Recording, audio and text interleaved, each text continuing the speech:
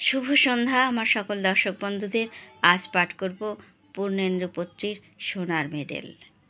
বাবু মশাইরা, গাঁ গ্রাম থেকে ধুলো মাটি ঘষতে ঘষতে আপনাদের কাছে এসেছি। কি চাকচিকান শহর বানিয়েছেন গো বাবুরা! রোদ পড়লে জোছনা লাগলে মনে হয় কাল কেউটের গা থেকে খসে পড়া রূপোর তৈরি একখানা লম্বা খোলস। মনের উনানে ভাতের হাঁড়ি হাঁ করে আছে খিদে। চাল ডাল তরকারি শাক পাতা কিছু নেই, কিন্তু জল ফুটছে টগবগিয়ে। বাবু মশাইরা, লোকে বলেছিল ভালুকের নাচ দেখালে আপনারা নাকি পয়লা দেন।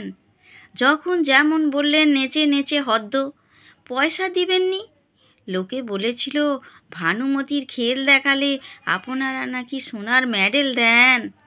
নিজের করাতে নিজেকে দুখান করে আবার জুড়ে দেখালুম।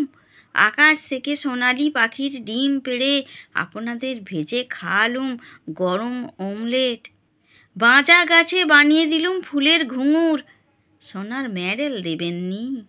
বাবু মশাইরা, সেই ল্যাংটো বেলা থেকে বড় শখ ঘরে ফিরব বুকে সোনার মেডেল টাঙিয়ে, আর বউ বাচ্চাদের মুখে ফাটা কাপাস তুলোর হাসি ফুটিয়ে বলবো, দেখিস আমি মারা গেলে আমার গা থেকে গজাবে চন্দন গন্ধের বন।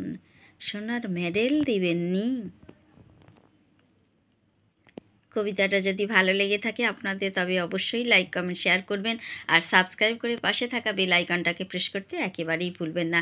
সাথে থাকুন, পাশে থাকুন। সবাইকে অনেক অনেক ধন্যবাদ জানাই। সবাই ভালো থাকুন, সুস্থ থাকুন, সাবধানে থাকুন। আজকের মতো কবিতা পাঠ এখানেই শেষ করলাম।